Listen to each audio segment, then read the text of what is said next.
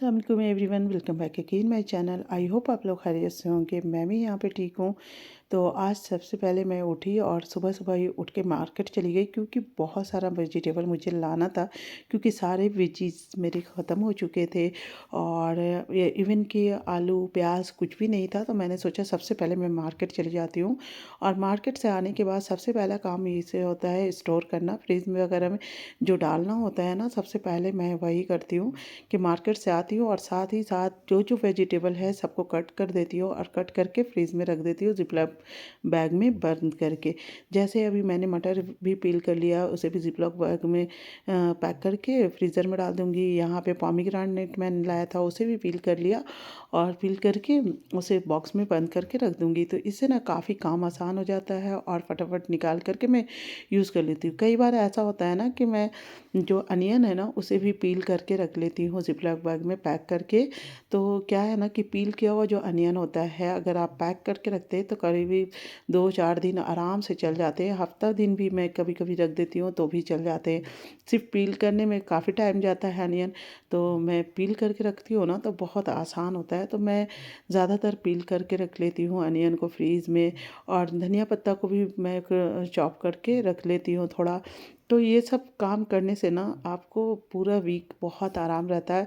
Vegetable जो भी लाती हूँ मैं कट कर लेती हूँ और सबको जिपलॉक बैग में भर के फ्रीज़ कर देती हूँ। तो इससे काफ़ी काम आसान हो जाते हैं। तो आप इस तरह से करिएगा ना तो आपका वेजिटेबल जो कटिंग का काम है ना वो सब बहुत आसान हो जाएंगे। और आज तो मेरी सिस्टर आई हुई थी तो मेरा हेल्प भी हो गया। और उसके बाद मैंने देखा ना कि बहुत टाइम हो गया है, ब्रेकफास्ट मैंने बच्चों का नहीं बनाया था। तो सबसे पहले मैं आकर के मैंने सोचा कि उधर सिस्टर जो है वो कटिंग वगैरह कर रही है, तब तक मैं ब्रेकफास्ट बना लेती हूँ। बच्चों को काफ़ी भूख भी लगी हुई थी तो मैंने सोचा कि अभी कुछ बना हुआ भी नहीं था, सिर्फ आटा गूंदा हुआ मैं गूंद करके रात में ही मैंने रख दिया था। तो मुझे लगा कि सबसे अच्छा होगा कि एग रोल मैं बना देती हूँ। तो मैं यहाँ पे एग रोल बना रही हूँ जो फटाफट से बन जाते हैं। और मैं मैदा वाला कभी भी एग रोल जल्दी नहीं सजेस्ट करती हूँ बच्चों को, क्योंकि काफ़ी फैट होता है मैदा में। तो मैं ज़्यादातर नहीं बनाती हूँ, मैं जो आटा गूंद के रखती हूँ बस सिंपल उसी से बना देती हूँ एग रोल। इससे भी काफ़ी टेस्टी बन जाता है। और 2-3 तरह से मैं फ़ोल्ड कर लेती हूँ कभी भी किसी स्टेप को, वो मैं आपके साथ शेयर कर रही हूँ कि आप जैसे चाहे वैसे फ़ोल्ड कर सकते हैं। क्योंकि लच्छा पराठा बना कर के ही मुझे एग रोल ज़्यादा पसंद आता है और मेरे बच्चों को भी लच्छा पराठा में ही एग रोल पसंद आता है। मतलब रोल कोई सा भी हो, एग रोल हो या चिकन रोल हो, तो लच्छा पराठा जब बना करके बनाते हैं ना तो उसका टेस्ट ज़्यादा अच्छा आता है। क्योंकि इसका जो आटा पराठा जो होता है ना वो ज़्यादा टेस्टी हो जाता है। और आटे में मैं जैसे सॉल्ट वगैरह रखती नहीं हूँ, मतलब डाल के नहीं गूंदा था मैंने। तो ऊपर से जो सॉल्ट मतलब जो गोला बनाती हूँ ना उस टाइम में ही सॉल्ट थोड़ा थोड़ा डाल देती हूँ और उसके बाद बेल देती हूँ ताकि सारा आटा पे आराम से लग जाए। तो मैंने पूरे जो पराठा को है सेकना है, सिर्फ दोनों साइड से हल्का हल्का आप सेक लीजिएगा और सेकने के बाद निकाल लीजिएगा। पराठा को फ्राई उस टाइम में नहीं करना है। और उसके बाद यहाँ पे कैप्सिकम और अनियन वगैरह डाल दिया मैंने चॉप करके। उसमें थोड़ा सा ब्लैक पेपर, थोड़ा सा चिली फ्लेक्स और थोड़ा सा सॉल्ट डाल के सॉटे करना है बस हाई फ्लेम पे। ज़्यादा लेट नहीं करिएगा नहीं तो इसमें से पानी छोड़ देगा तो ज़्यादा ये हो जाएगा। तो आप सॉल्ट डालने के बाद थोड़ा सा हाई फ्लेम को लो नहीं करना है, बस सॉटे करके उसे निकाल देना है।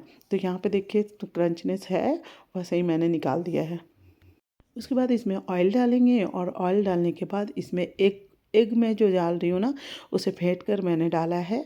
और फेंट कर डालने के बाद ऊपर से पराठा रखिएगा और उसे अच्छा से प्रेस करते हुए थोड़ा जो भी लिक्विड एग का है ना तो कि बाहर निकल जाए और अच्छे से एग अंदर पक जाए, इसके लिए थोड़ा सा दबाइएगा, प्रेस करिएगा ना तो बहुत अच्छे से पक जाएगा। तो ये पराठा हो गया जो एग रोल के लिए, हमारा जो पराठा है वो रेडी हो गया। इसी तरीके से मैंने सारा एग रोल बनाया है। अब इसमें अंदर मैंने फिल किया है जो मेरा जो कैप्सिकम और ये था क्या बोलते हैं प्याज वो मैंने डाला है। और आप चाहे तो कोई भी वेजिटेबल वगैरह ऐड कर सकते हैं। मेरे पास ये मैंने यही ऐड किया क्योंकि बच्चे मेरे वो उतना वेजिटेबल पसंद नहीं करते।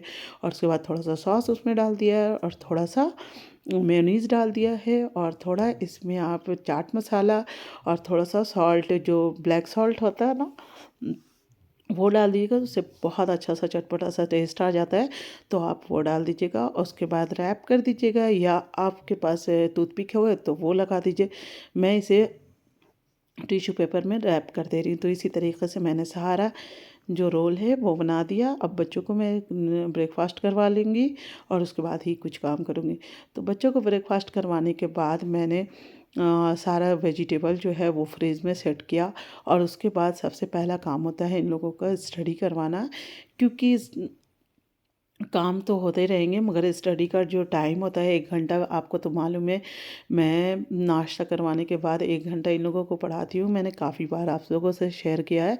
और बहुत लोगों के साथ में ये प्रॉब्लम होता है कि बच्चे ना स्पेलिंग याद नहीं कर पाते हैं। तो और मेरे साथ ये प्रॉब्लम अभी तक बच्चों में नहीं आया है। मेरे साथ जो लैबा हो चाहे बेटा हो, दोनों में ये प्रॉब्लम नहीं आया कि स्पेलिंग ज़्यादा मिस्टेक होते हों। उसका रीज़न ये है कि जितने भी हार्ड वर्ड है ना, मैं उस पे पहले अंडरलाइन कर देती हूँ। और अंडरलाइन करने के बाद उसे तोड़ तोड़ करके समझाना होता है। मैं कभी भी सजेस्ट नहीं करती हूँ लाइबा को कि तुम इसे रटो। जैसे कोई भी, हाँ, आपका ये हो वर्ड हो, और वर्ड को कभी भी रटना नहीं है। रटने की वजह से ना बच्चे रट कर याद तो कर लेंगे मगर आगे चल के भूल जाते हैं। जैसे यहाँ पे मैं बता रही हूँ लाइबा को पेंगुइन, पेंगुइन को कैसे याद करना है। तो पेन का स्पेलिंग मैं बोली कि पेन का स्पेलिंग क्या होता है, तो PEN पेन होता है। गू का स्पेलिंग GU गू हो गया, IN लग गया तो पेंगुइन हो गया। तो इसी तरह से सारा स्पेलिंग तोड़ तोड़ के उन्हें समझाइएगा और उसके बाद बोलिएगा कि 2-3 बार पढ़ लेना। तो बच्चों को वो जल्दी याद हो जाएगा और काफ़ी टाइम तक वो याद रहते हैं। उससे आपको बेनिफिट यही है कि बच्चों को काफ़ी टाइम तक याद रहेंगे और नए वर्ड्स जो भी आएंगे ना बच्चे के सामने, तो वो फटाफट से वो उस वर्ड को ना कवर कर लेंगे, याद कर लेंगे और याद भी कर लेंगे जल्दी। और कई बार तो अपने से ही वो उस वर्ड का स्पेलिंग निकाल लेते कि वो ऐसे ऐसे तोड़ के बनाना है। तो चलो ये तोड़ करके मैं बता देती हूँ कि कैसे बनाना है। जैसे यहाँ पे अंटार्कटिका है, तो अन का स्पेलिंग N हो गया, TARC हो गया, TIT हो गया, CS का हो गया। तो अंटार्कटिका। तो ये आप अगर तोड़ के बच्चों को, कितना लंबा स्पेलिंग है, और अगर इस स्पेलिंग को आप तोड़ करके बच्चों को बताते हैं ना, तो बच्चे फटाक से याद कर लेंगे। इसके लिए कि 3 क्लास में वो बच्चे हैं, 7-8 ईयर के हैं, तो आप इतना स्पेलिंग तो मालूम होता है कि ANN होता है।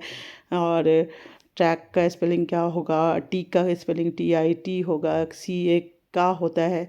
तो ये तो आपको नीचे ही लेवल में ही बताया जाता है, नीचे की क्लास में ही बताया जाता है कि इसका आवाज़, इसका वॉइस कैसे निकलता है, इस चीज़ का वॉइस कैसे निकलता है, इस वर्ड का वॉइस कैसे निकलेगा। CA का होता है, CKE होता है, TIT होता है, TU2 हो जाएगा। तो इस तरह का बच्चों को पहले ही से बताया जाता है। तो वो चीज़ को अगर पकड़ने बच्चा जान रहा है ना, तो उसको स्पेलिंग याद करने में दिक्कत नहीं होगा अगर आप तोड़ तोड़ के उसको बताएंगे।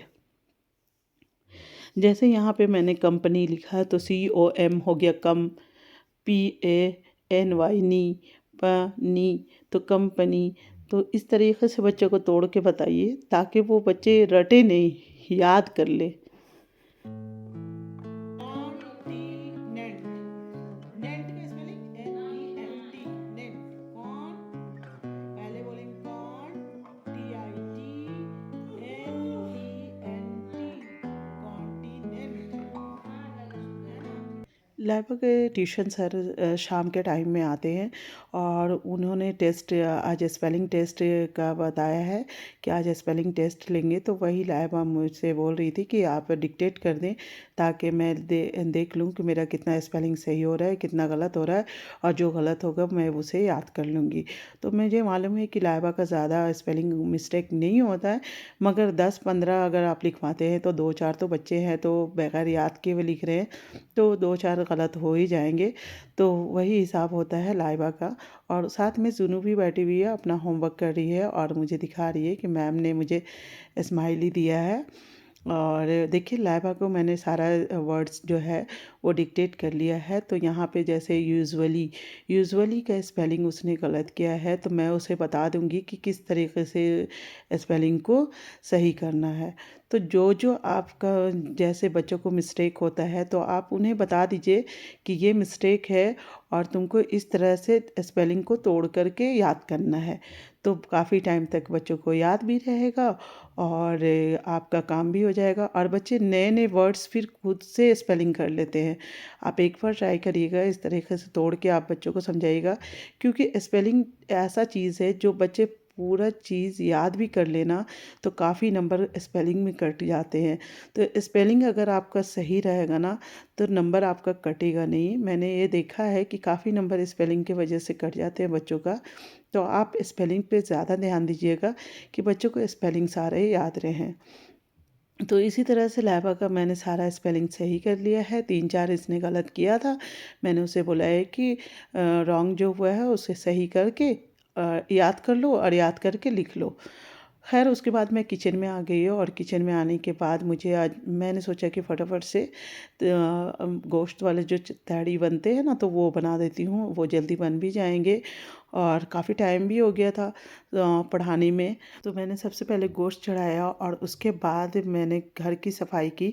जितना देर घर की सफाई में टाइम लगा उतने देर में गोश्त गल चुका था, और उसके बाद मैंने गोश्त की अच्छे से भुनाई करी और भुनाई करने के बाद पानी ऐड किया और उसमें मैंने राइस को फुला के रखा था, यानी सोख करके रखा था। तो मैंने सोख किया हुआ राइस को कुकर में डाला और लिड लगा दिया। लिड लगाने के बाद मैंने सीटी लगाया।